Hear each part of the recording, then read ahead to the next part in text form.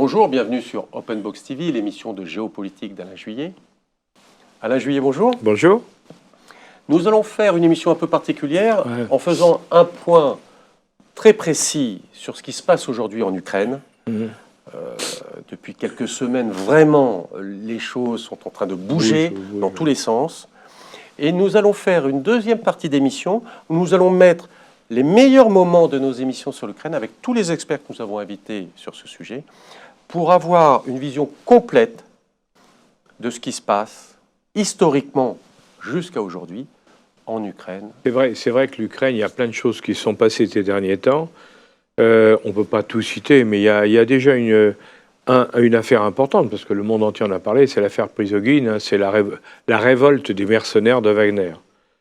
Ce qui est très intéressant dans cette affaire-là, c'est comment ça s'est passé, et puis la réalité par rapport à ce qu'on a pu raconter. Parce que la réalité est très simple, en définitive. Tout le monde sait que le torchon brûle depuis des mois entre Wagner et Prigogine, son patron, et l'armée russe de Gerasimov et du Premier ministre de l'Intérieur, Shoigu.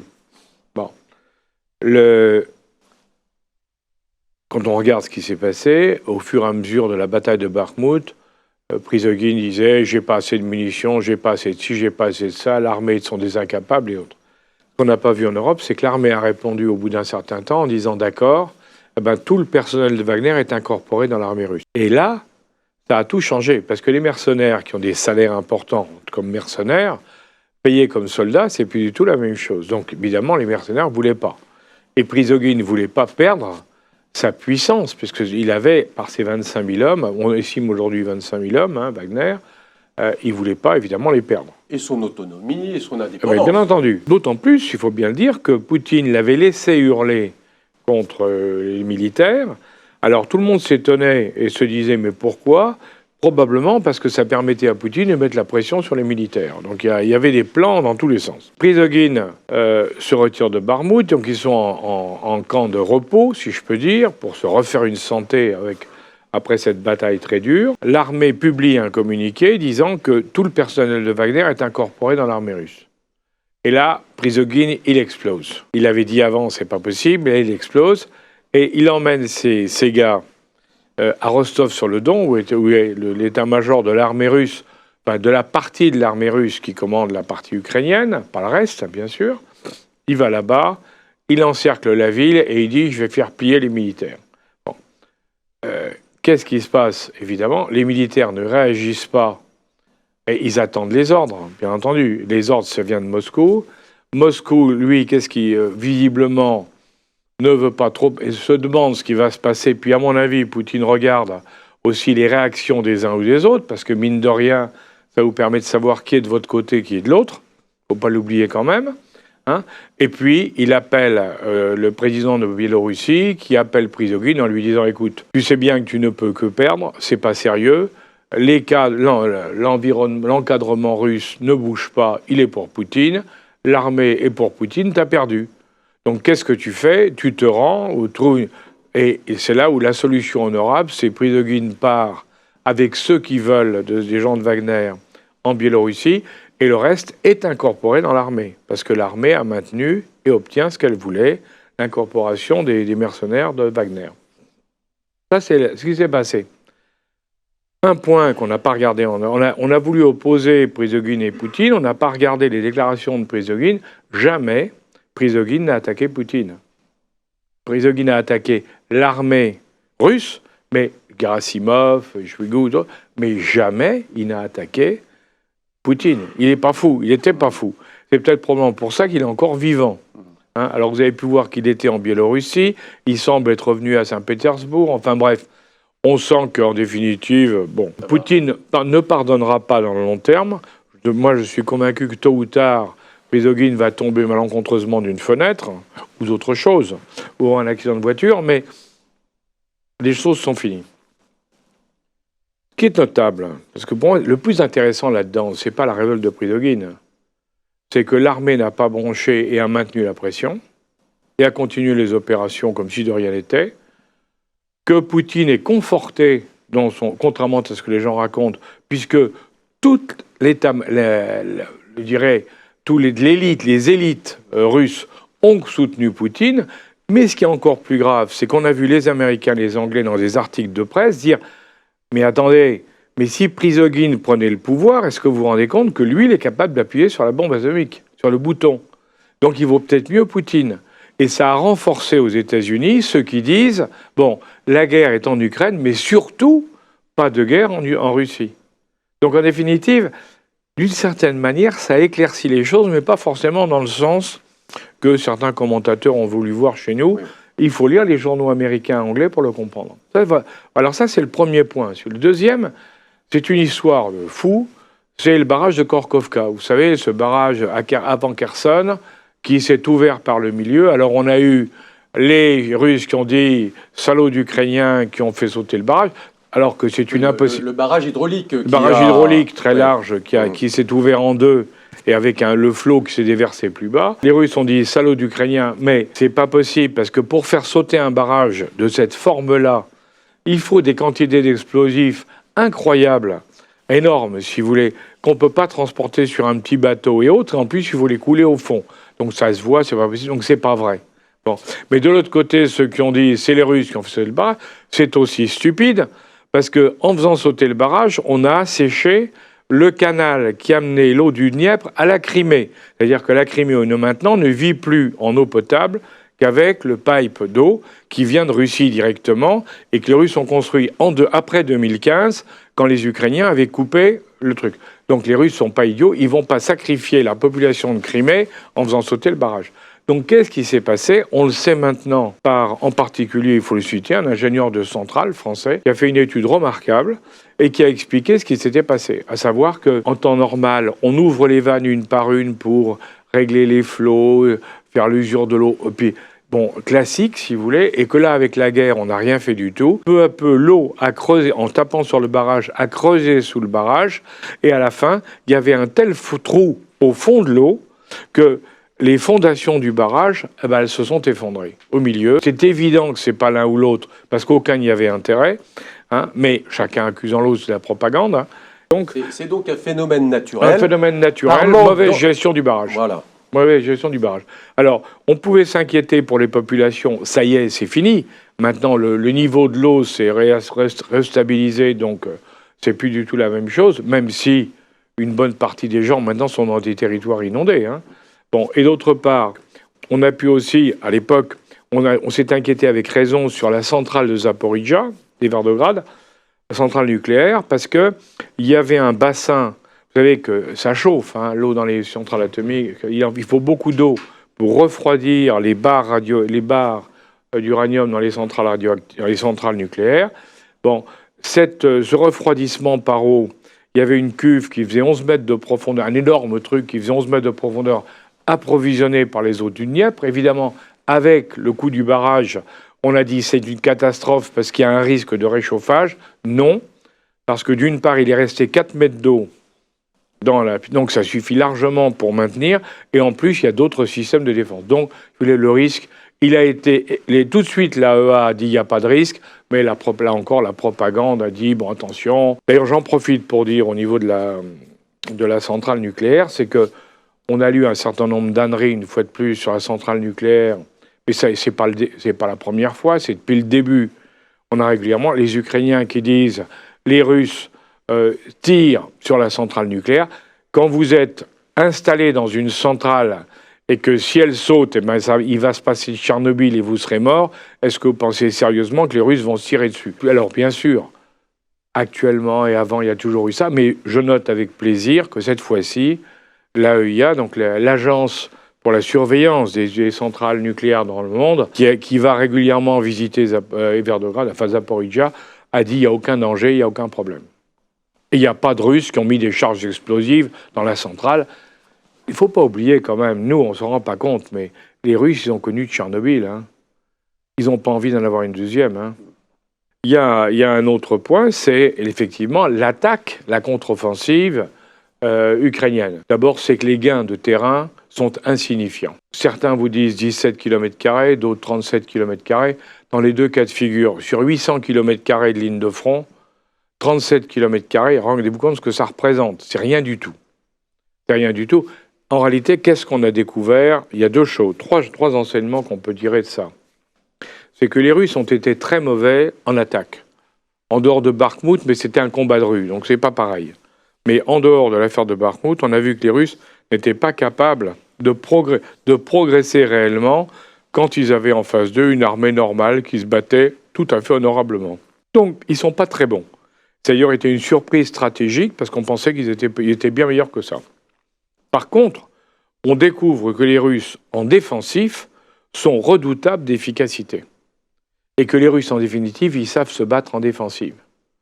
Ça, c'est très important, parce que la contre-attaque ukrainienne, elle n'avance pas. Elle est bloquée sur les défenses russes, et même Zelensky a dû reconnaître que ça ne se passait pas exactement comme on l'a dit. Bon. Et ça montre quoi? Alors, si on va un peu plus loin, si vous voulez, que le fait que les Ukrainiens se battent remarquablement bien, mais avec de très grosses pertes, parce qu'on sait très bien qu'en attaque, ça coûte plus cher qu'en défense, avec des pertes en matériel occidental, puisque c'est avec le matériel de l'OTAN.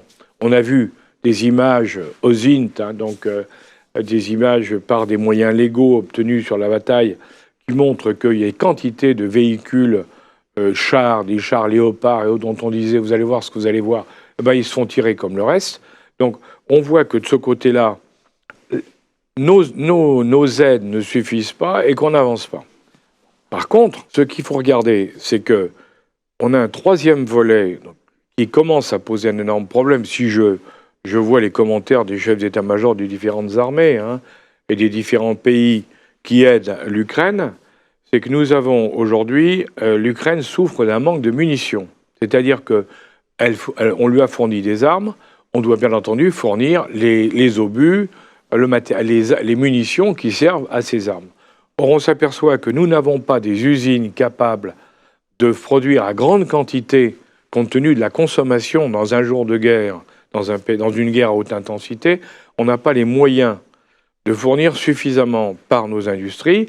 Alors, on a tapé sur nos stocks, mais il y a un problème de minimal de stock sécuritaire pour les pays.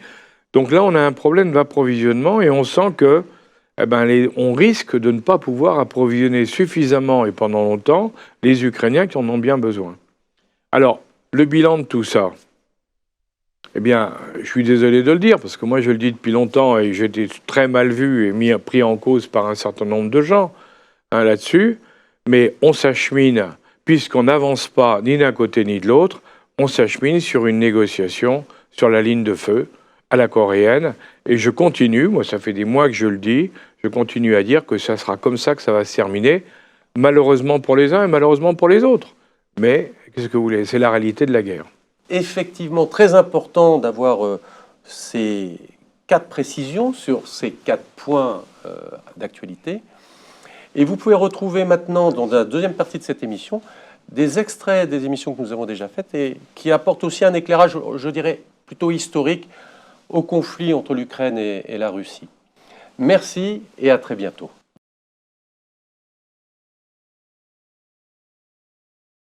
Pour commencer, je pense je voudrais si c'est possible, qu'on puisse revenir un petit peu sur, en définitive, la Russie et l'Ukraine avant tout ce qui s'est passé. Je dirais avant 2014, Maïdan et tout ça. Pourquoi on en est là, en définitive? Alors, effectivement, il faut remonter pour comprendre. Il faut remonter assez loin. Parce que, en fait, il y a, en dehors de Kiev, qui est une espèce de melting pot avec toutes les influences, il y a en fait 3 Ukraines. Il y a l'Ukraine qui a été donnée par l'Hetman des Cosaques à l'empereur Alexei en 1654. C'est le traité de Péreyaslav et qui correspond en gros à la rive gauche du Dniepr plus Kiev. Ensuite, il y a l'Ukraine qui a été l'Ukraine du Sud qui a été arrachée aux Ottomans à partir d'un traité de 1774 de Koutchouk-Kanarji où en fait les Russes ont dominé la Crimée et commencé ça n'a pas été d'un seul coup, mais leur grignotage de toute la côte de mer Noire. Et puis en fait il y a la 3e Ukraine qui n'a jamais été russe, qui était uniate, qui a été sous domination polonaise, puis autrichienne, puis polonaise entre les deux guerres, et qui, celle-ci, n'a jamais été russe jusqu'en 1945. Et encore en 1945, il y a des maquis ounistes, enfin l'OUN, l'organisation nationaliste, qui ont continué à se battre jusqu'en 1957, avec quelques aides occidentales. On était en pleine guerre froide, mais enfin, ils se sont très bien battus. Et à l'époque, l'armée rouge, qui avait, je ne sais pas combien 7 millions d'hommes sous ses ordres et sous les drapeaux, et puis des milliers de chars, n'a pas pu. Il a fallu attendre plus de 10 ans pour réduire ça. Et donc ces 3 Ukraines faisaient que certains dont j'étais disaient que l'Ukraine devait être une passerelle, ce qui était très critiqué par les nationalistes ukrainiens, parce qu'elle ne pouvait pas être autrement. Alors, à partir de là, la guerre, et avant même de continuer, je dirais, c'est toujours une erreur de commencer la guerre.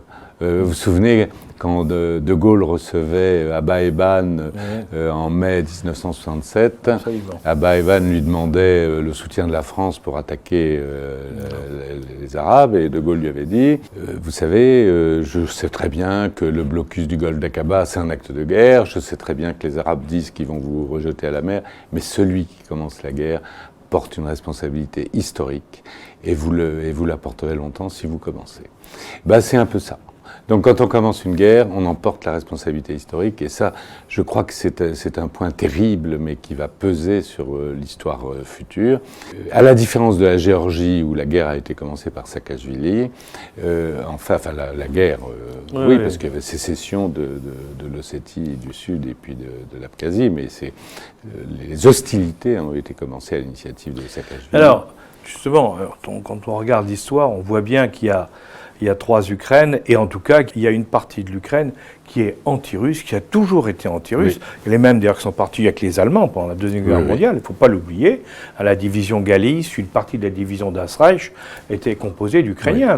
Mais pourquoi ? Parce que ils se sentaient du Sud et non pas du Nord. Ils étaient pas russes, ils étaient anti-russes. Alors que la partie du Donbass, il ne faut pas l'oublier, par contre, a fourni des partisans au maréchal Zhukov, qui se sont battus contre les troupes allemandes et qui ont cassé les lignes d'approvisionnement de Stalingrad. Exactement.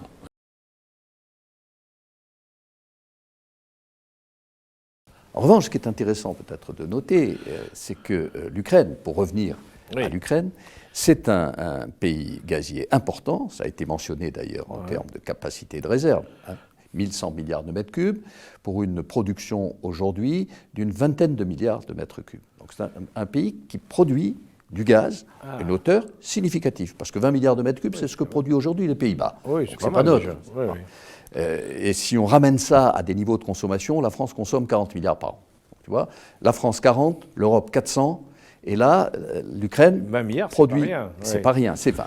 Mais 20 sur 1100 milliards de réserves, ça veut dire que tu as plus de 50 ans de réserve au regard de la production. Ça, c'est considérable, c'est énorme. Ça veut dire qu'ils ont une capacité de produire davantage qui est très grande. Alors, où est-elle, cette capacité ? Oui, c'est ça, parce que dans quelle zone d'Ukraine est-elle située ? Bien sûr. Parce que ça, pour la suite, c'est essentiel. Alors, il y a 2 zones, il est intéressant de noter. Première, c'est en mer Noire, au large de l'Ukraine et au large de la Crimée. Donc, tu vois tout de suite qu'au large de la Crimée, ça signifie que dans l'annexion par les Russes de la Crimée, de fait, il y a aussi l'annexion des zones économiques exclusives dans lesquelles, potentiellement, il y a des réserves de gaz importantes qui appartenaient à l'Ukraine et qui pourraient demain être produites et exploitées par la Russie.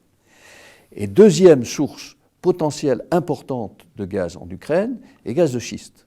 On y revient. Ou dans la partie plutôt occidentale de l'Ukraine.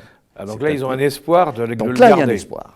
Et il y a un espoir qui fait que, quelles que soient, je dirais, les contraintes mises sur le développement des gaz de schiste au sein de l'Union européenne, aussi longtemps en tout cas que l'Ukraine n'y adhère pas. L'Ukraine est totalement libre de prendre ses propres dispositions. Et du reste, il y avait eu des discussions très avancées avec une compagnie étrangère, Exxon pour ne pas la nommer, pour mettre en production, avant les derniers événements, ces gaz de schiste ukrainiens. Donc voilà, l'Ukraine est un pays important en termes gaziers. C'est un pays d'autant plus important qu'à côté de cette capacité de production, ils ont une capacité de stockage. Et le stockage, on en a beaucoup parlé ces derniers temps dans le phénomène de la crise, c'est un élément déterminant pour le gaz parce que c'est ce qui te permet de respirer entre l'hiver et l'été. Les gisements et ce qui coule dans les capacités de transport coulent d'une manière continue, hiver comme été. La consommation en hiver, elle est 3 à 4 fois supérieure à ce qu'elle est en été. Donc ce sont les stockages souterrains dans lesquels tu injectes en été et tu soutires en hiver qui font qu'on arrive à avoir du gaz comme on le souhaite tous les mois de l'année, en particulier dans les périodes les plus froides. Et l'Ukraine a cette caractéristique d'avoir des capacités de stockage dans un certain nombre d'ailleurs de gisements déplétés, c'est-à-dire d'anciens gisements de gaz qui ont fini de produire, ces capacités de stockage. Ils sont à peu près à une capacité de l'ordre de 100%, je dirais, de leur propre consommation, ce qui est tout à fait considérable à l'échelle de l'Ukraine. Et d'ailleurs, les Russes utilisaient une partie de ces stockages pour faire leur propre modulation au regard du gaz envoyé vers l'Europe. Donc vous voyez, l'Ukraine producteur, l'Ukraine consommateur, je ne l'ai pas mentionné, mais c'est important de dire, ils ont une consommation de l'ordre de 30 milliards de mètres cubes par an. Au regard des 20 milliards produits, ça veut dire qu'il y a un déficit de 10. Ils sont encore en besoin. Ce déficit de 10, c'est la Russie qui leur fournissait. D'ailleurs, en laissant au passage, sous forme de tarifs de transport, une partie de ce gaz que l'Ukraine utilisait. Donc tu vois, pays producteur, pays consommateur, pays en capacité de stockage. À l'image de la dimension de la Russie, les gisements traditionnels qui, aujourd'hui, par exemple, alimentent l'Europe. Je pense à ceux qui sont ensuite transportés à travers l'Ukraine. Les deux fameux tuyaux, d'ailleurs, l'un s'appelle Soyouz, qui veut dire unité, et l'autre s'appelle Brotherhood, qui veut dire fraternité. Oui, voilà. Donc, avec ce qui se passe actuellement. Oui, c'est pas exactement là. Voilà. Ils viennent de quel gisement? Ils viennent de gisements Urengoy et Orenbourg, qui sont l'un dans la partie vraiment centrale de la Russie, et l'autre dans la partie des territoires des Nénets, des territoires de Yamal, là aussi, où sont produites les quantités exportées. Si tu veux réexporter vers la Chine, ça veut dire qu'il va falloir construire côté russe des milliers de kilomètres de tuyaux. Ils n'existent pas, ceux-là. Alors, ils sont peut-être capables de les construire très vite, mais enfin, ils n'existent pas. Les gisements qui, aujourd'hui, envoient vers la Chine sont des gisements qui sont en Sibérie orientale, c'est-à-dire côté Vladivostok, si tu veux, et dans la région. Premier paramètre. Deuxième paramètre. Le gaz naturel liquéfié est une composante qui est montée en régime, y compris côté production russe. Oui. Les Russes produisent actuellement sur le gisement de Yamal, principalement sur le gisement de Yamal, celui qui est à côté, quantité significative, dont une partie, 15 milliards de mètres cubes, c'est pas négligeable, est envoyée en Europe. On n'en parle pas beaucoup, ça, mais on reçoit du gaz russe, pas simplement à travers les tuyaux, mais aussi sous forme... Par des méthaniers, là. Par des méthaniers. C'est ça. Sous forme de gaz naturel liquéfié. Cette partie-là, on peut imaginer que les Russes, faute de pouvoir l'envoyer sur l'Union européenne qui ne l'accepterait plus, redétournent ces quantités et le réexpédient, alors là, sur la Chine et sur les pays d'Asie. C'est simple à faire. Ça coûte un peu plus cher en transport, mais la route nord, aujourd'hui, sur une très grande partie de l'année, ils peuvent les utiliser parce que les méthaniers sont des brises-glaces. Oui. Ils ont été faits comme ça. Exactement, ils ont été conçus comme des brises-glaces. Et les Chinois construisent des brises-glaces spécialement pour passer par le passage du Nord-Est. Parce que marchandises.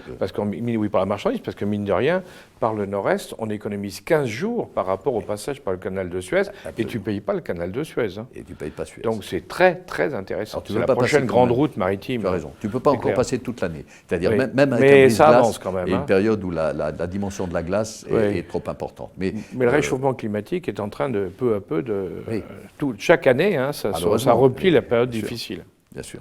Donc tu vois, il y a une possibilité pour les Russes de redirectionner une quantité. Et d'ailleurs, quand tu regardes ça sur l'équilibre global des quantités gazières, tu pourrais imaginer que la Chine reçoive davantage de GNL russe celui qui n'est pas envoyé vers l'Union européenne, et de fait dégage sur le marché chinois des quantités de GNL qui proviennent aujourd'hui d'Australie, du Qatar ou de Malaisie ou d'Indonésie vers le marché européen. Oui. Bon, ça ne réglerait pas le problème des sanctions, parce que pour la Russie, ce serait à somme nulle, mais c'est une manière de jouer pour un rééquilibrage des quantités sur la scène énergétique.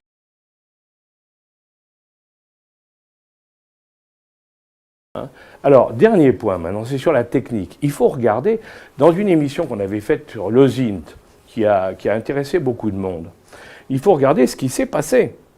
Hein? Qu'est-ce qui s'est passé? Les internautes ont repéré sur la zone où on sautait les pipelines, les deux pipes, les gas pipes, hein, ils ont repéré 3 bateaux américains qui ont tourné là-dessus les jours précédents, dont l'USS Fairseige et l'Ignatius. Et le Fairseige, c'est un bateau qui est équipé pour travailler sur les fonds marins. C'est un peu suspect quand même. Hein. Alors vous me direz, oui, mais les autres, ils ont fait ça par en dessous, avec des engins sous-marins, ou des sous-marins même. Il faut savoir que ce passage-là, c'est le passage de la Baltique vers l'océan Atlantique. C'est bourré de matériel de détection mis par les Alliés pour surveiller les sorties de sous-marins soviétiques, sous-marins russes, pardon, hein, vers l'Atlantique. Donc on ne peut rien faire dans cette zone qui ne soit pas enregistré. C'est impossible. Tout est enregistré, tout se sait. Donc autant vous dire qu'un sous-marin russe qui serait baladé dans le coin, on l'aurait vu, on l'aurait repéré immédiatement. Mais, vous voyez, tout ça, ce sont des faisceaux de convergence. Moi, je ne vais pas vous dire qu'il y a des preuves. Mais par contre, il y a 2 choses qui m'ont beaucoup interpellé depuis. C'est que chaque fois que les Russes font un mauvais coup, vous avez pu remarquer tous nos dirigeants européens qui crient, hein, et on l'a vu récemment encore justement sur le bombardement des centrales énergétiques, hein, tous nos chefs d'État disent c'est scandaleux, c'est inadmissible. Et là, silence total. Silence total, pourquoi? Posez-vous la question.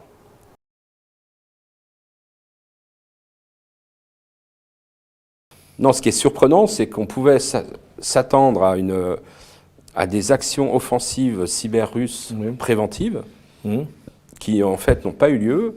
Les actions qu'il y a eu contre l'Ukraine ont été finalement d'un niveau assez faible. Hein. Il y a eu des actions de ce qu'on appelle des DOS, hein, de saturation des réseaux. Voilà. Il y a eu des attaques. Il y a eu à peu près 80 attaques détectées par ce qu'on appelle le CERT, hein, qui est le centre officiel ukrainien. Celle qui a fait le plus de bruit, c'est l'attaque sur le réseau de télécom par satellite, qui était un système complètement civil, mais qui a été utilisé par l'armée ukrainienne, en particulier pour les drones, et qui a surtout eu des conséquences en dehors de l'Ukraine, puisque ça a eu beaucoup de conséquences en Allemagne et en France, puisque c'est un système utilisé par des entreprises ou des particuliers.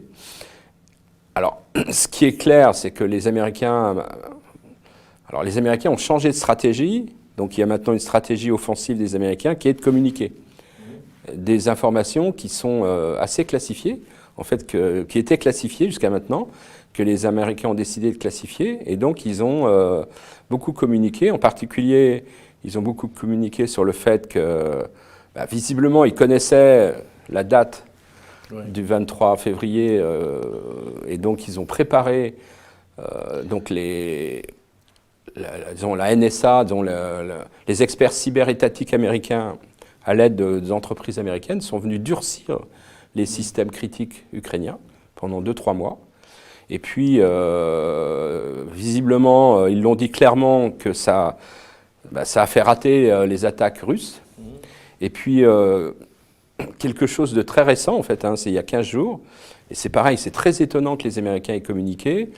Ils ont dit ouvertement, hein, donc c'est Anne Numberger, qui est la représentante de l'experte cyber venant de la NSA, conseillère de Biden, qui a dit que les Américains ont lancé une opération offensive pour détruire les implants qu'ils avaient détectés. Hein, donc des implants, c'est des malwares qui sont implantés dans des infrastructures informatiques critiques d'un pays pour exploser au moment où on veut que ça explose.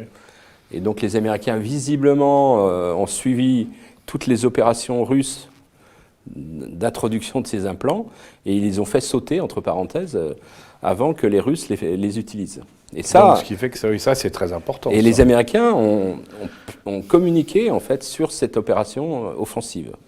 Alors, ils n'ont pas donné de détails. Est-ce qu'ils ont, par exemple, détruit des implants qui étaient positionnés sur des infrastructures critiques françaises ou européennes? On ne sait pas. Mais c'est ça, on ne sait pas. Ils n'ont pas dit si c'était uniquement des infrastructures ukrainiennes.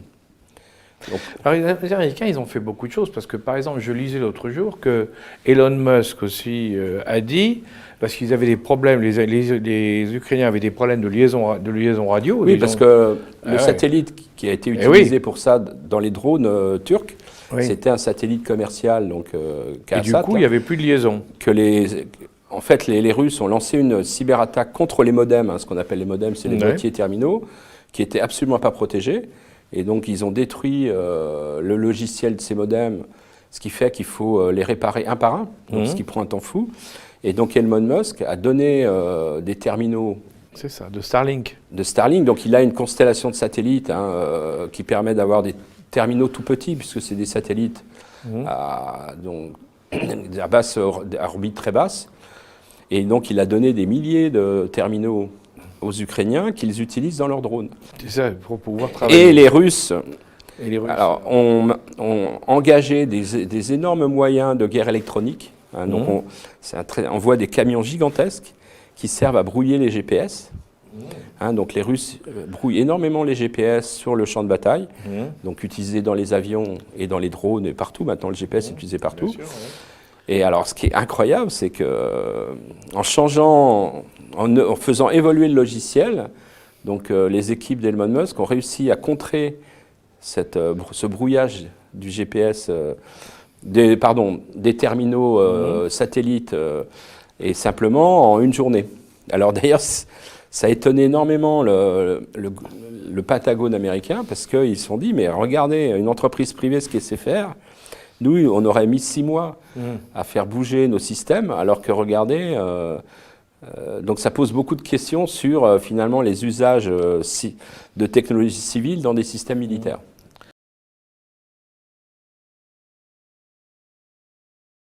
Sinon, c'est qu'on voit aujourd'hui une Europe qui est divisée, c'est le moins qu'on puisse dire. Les pays du groupe de Visegrad, la Pologne en particulier, ont pris une position en pointe. On a l'Allemagne qui essaie de jouer un jeu tout à fait personnel, c'est le moins qu'on puisse dire, dans beaucoup de domaines. On voit les pays du Sud qui souffrent de cette affaire considérablement. En définitive, l'Europe, elle est en très mauvaise posture, alors que les Américains gagnent beaucoup en particulier avec le gaz de schiste, vous l'avez expliqué, qui est quand même... ils remplacent le gaz du Nord par le gaz de l'Ouest, et avec des prix plus élevés. Donc ça nous coûte beaucoup plus cher. Bien sûr. Beaucoup plus cher. Et d'un autre côté, on a la Turquie qui bénéficie aujourd'hui des accords avec la Russie, où elle remplace l'Europe au niveau agricole, au niveau alimentaire et autres, donc qui est en train de gagner sur tous les plans, elle aussi. Alors la Turquie... qui est le meilleur allié des États-Unis. Oui, mais la Turquie applique le principe assez classique, je dirais, des multicoopérations, et donc elle utilise sa capacité de nuisance un peu partout. Et au fond, ce qui est un peu tragique dans toute cette situation, c'est qu'il y a toute une partie de la planète qui regarde ça avec beaucoup d'intérêt, parce que la pression idéologique de l'Occident sur la marche du monde est devenue quelque chose d'inacceptable pour la plupart des pays. Les BRICS en particulier ne veulent plus de cette pression et refusent de s'aligner ni sur l'un ni sur l'autre. On ne parlera pas de la Chine peut-être aujourd'hui, mais la Chine regarde ça avec beaucoup d'intérêt, veut de la stabilité, veut également qu'il y ait du temps de décantation de toutes les anciennes histoires impériales du monde. Et la Russie, aujourd'hui, est très gênante pour la Chine. Mais en même temps, elle le recueille très volontiers. Elle l'accueille très volontiers dans son camp de ceux qui ne veulent plus de la domination occidentale. Et ça, je pense qu'il faudrait se repenser. Je parle toujours de l'histoire, mais Castex disait ça très bien dans les années 30. Et Castex parlait du balancement. Castex, qui était le précise pour ceux qui ne sont pas évidemment forcément au courant, Emmanuel Castex était, on peut dire, le stratège ou un des grands stratèges français. Tout à fait. Il a beaucoup travaillé sur la Russie. Qui a créé l'IHEDN, pour ceux qui connaissent l'Institut des hautes études de défense nationale, c'est lui qui l'a conçu. Et Castex disait que le balancement de la Russie entre l'Est et l'Ouest, entre sa partie asiatique un peu tatare et sa partie occidentale un petit peu, j'allais dire, européenne, a toujours été une des constantes. Et la Russie n'étant pas accueillie dans l'univers européen, et je rappelle que donc le président Poutine va à Bucarest, ensuite à Minsk, il va parler avec les Français et les Allemands, il va être désavoué parce que les Anglais et les Américains n'en veulent pas, et donc le président Poutine va se retourner vers l'extérieur. Et il va, je vais dire, être régulé par les Chinois, qui bien sûr ne vont pas le faire entrer dans leur système, parce que les Chinois sont très attentifs à la Russie, c'est très grand, la Russie c'est immense, et une partie de la Russie qui est quand même une extension tardive vers des horizons très asiatiques. Et donc il y a là quelque chose qui est tout à fait frappant, et je peux dire qu'aujourd'hui, pour sortir de cette impasse, il faut véritablement que l'Ukraine, dont la nationalité vient d'éclore, elle est toute nouvelle, l'Ukraine n'a jamais existé réellement comme une nation, mais depuis le président Zelensky, c'est une nation affirmée qui a son droit à la liberté, à l'autonomie et à son positionnement. Mais l'Ukraine doit aussi respecter le droit des populations, les Ukrainiens de l'Ouest doivent respecter le droit à l'autodétermination des Ukrainiens de l'Est. Et donc les frontières juridiques de l'Ukraine aujourd'hui sont un obstacle sur lequel il va bien falloir que l'on parle. Et l'obstination du président Zelensky, appuyé par les néoconservateurs américains, à reconquérir la totalité est impossible, c'est évident. C'est impossible. Et on voit ça d'ailleurs dans les changements dans l'appareil militaire russe qui ont été annoncés ces derniers jours. On voit bien qu'on est là maintenant sur une ligne, on a fortifié, on va tenir, et tout ça, ça ne va plus bouger maintenant. Ils sont en train de faire sauter le verrou pour aller vers Kramatorsk, et puis en réalité, ils sont en train de sécuriser leur zone. Ils ne font que réaligner leurs forces. Exactement, et ils sécurisent la zone russophone. Et je pense que l'un des problèmes que nous avons rencontrés idéologiquement, c'est l'obstination de cette guerre de l'information que nous connaissons. J'ai dit qu'il y a plusieurs champs, il y a le champ géostratégique, il y a le champ géoéconomique, il y a le champ idéologique, et puis il y a ce champ tout à fait neuf de la guerre de l'information, dans lequel nous n'avons pas une compréhension exacte de ce qui se passe.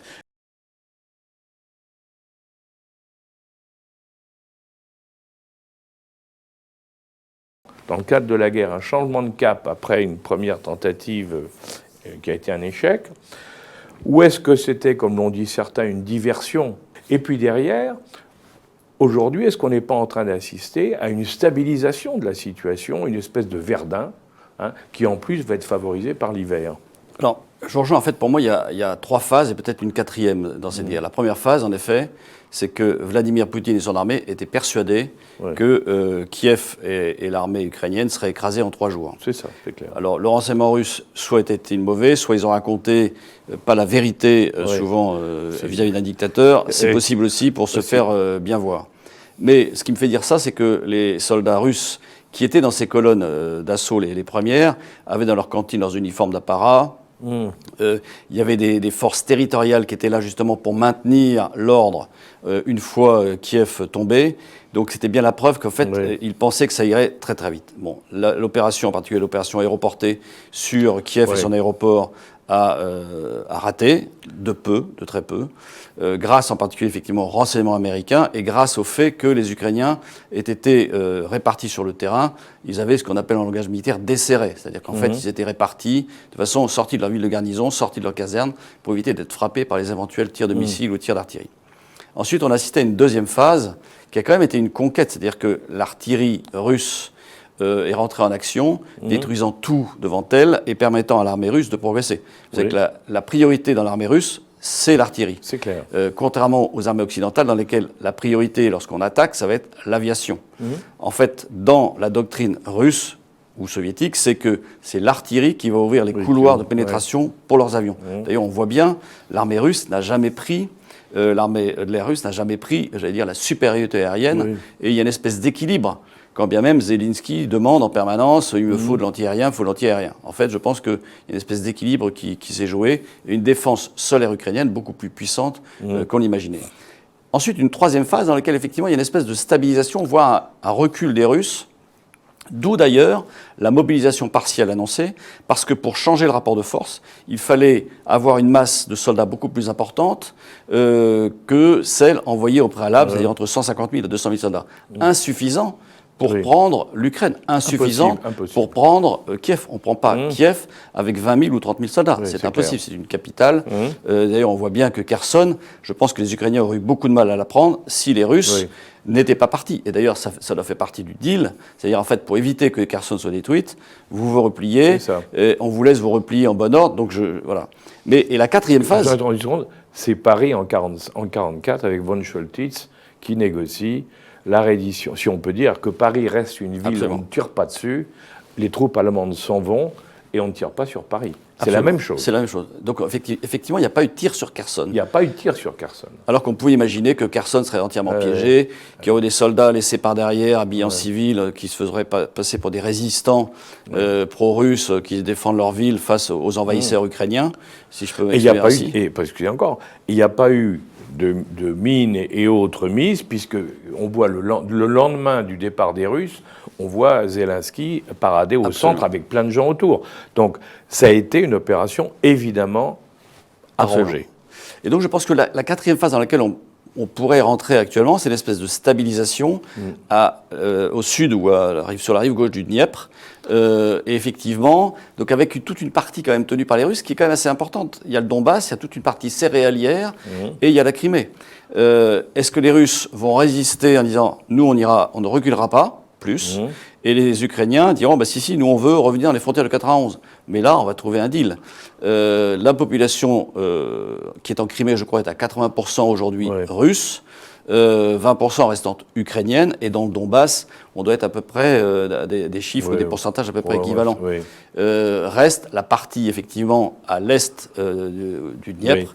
Qu'est-ce que ça va devenir? Donc pour moi, on rentre dans cette espèce de quatrième phase, un peu une espèce de guerre de position, d'où, effectivement, ce début de dialogue pour savoir qu'est-ce qu'on deal, en fait.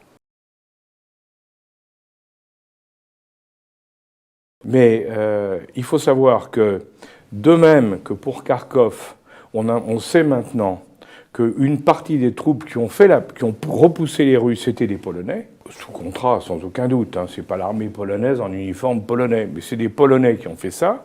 Et on sait qu'à Bakhmout, actuellement, en face de Wagner, il y a une société militaire privée américaine qui s'appelle Mozart. Donc on est dans la musique classique. On est dans la musique classique. Un peu violente, hein. Il y a beaucoup de grosses caisses. Hein. Bon, il y a beaucoup de grosses caisses.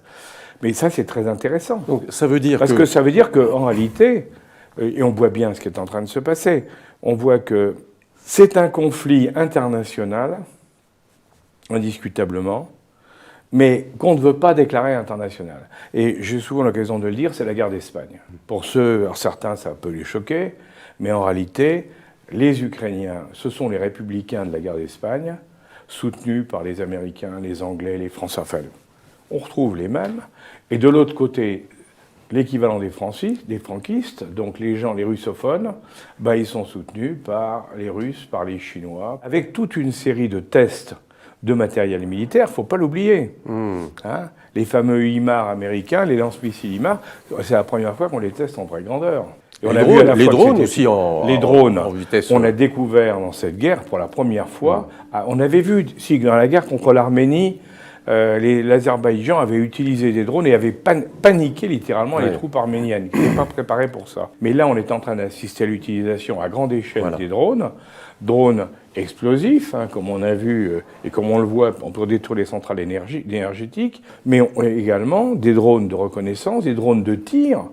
On l'a vu sur les chars, par exemple, on s'est aperçu que les Ukrainiens utilisaient des drones qui servaient pour donner les coordonnées à l'artillerie. Bon, ça, c'est des choses qu'on n'imaginait pas il y a 2-3 ans. Hein. On teste toute une série de matériel, et indiscutablement derrière, ben, ça veut dire qu'on le retrouvera sur les champs de bataille, si malheureusement il y a des champs de bataille. Et le dernier point, c'était sur l'Ukraine, c'était la paix, la négociation. Oui. Bon, nous allons forcément vers des négociations parce qu'aucun des deux ne peut vraiment gagner. Or ça, tu sais, si on a été critiqué au début, quand on parlait de l'Ukraine, on disait « mais comment vous prenez parti pour les Russes ?» Non, on a toujours dit « il faut négocier parce qu'aucun des deux partenaires, les deux, ne peut véritablement gagner. » On peut avoir des positions géographiques chez les uns, chez les autres, mais il est inimaginable que, par exemple, quand j'entends le président Zelensky dire « on va reconquérir la Crimée », bon, c'est pas sérieux. C'est même pas mobilisateur, à mon avis, pour ces troupes. C'est pas sérieux. Mais quand d'un autre côté, on entend certains qui vous disent les Russes vont utiliser l'arme nucléaire et vont aller, c'est aussi stupide puisqu'on sait que Patrushev, le patron des services russes, et le patron des services américains à Ankara sont mis d'accord pour que jamais on utilise le nucléaire. Donc, vous voyez, en définitive, on sait beaucoup de choses, mais il faut en tirer les enseignements et arrêter de se laisser manipuler, je dirais, par les dépêches qui sortent toutes les 2 heures. Il faut voir à long terme, il faut s'extraire, il faut aller plus loin. Écoutez, Alain, vous voyez, on a quand même beaucoup de sujets encore à aborder. Oh oui. Donc, beaucoup d'émissions. Et vous serez avec nous, je l'espère, pour de futures émissions sur plein de sujets très importants, toujours avec des invités de pointe que M. Alain Juillet nous permet de rencontrer et d'interviewer. Et je vous donne rendez-vous donc très prochainement sur Openbox TV, l'émission de géopolitique. Vous êtes de plus en plus nombreux à nous suivre sur Openbox TV et nous vous en remercions. N'hésitez surtout pas, en vous abonnant, à activer la cloche. Vous recevrez une alerte de chaque nouvelle émission qui apparaît sur YouTube tous les vendredis vers 17h, 17h30. De même, n'hésitez pas à liker si cette émission, bien évidemment, vous a plu. Enfin, n'hésitez pas à nous soutenir sur Tipeee afin de nous permettre de maintenir cette ligne éditoriale dans le temps et en permanence vous informer et vous offrir des thèmes et des sujets toujours très intéressants. Merci et à très bientôt.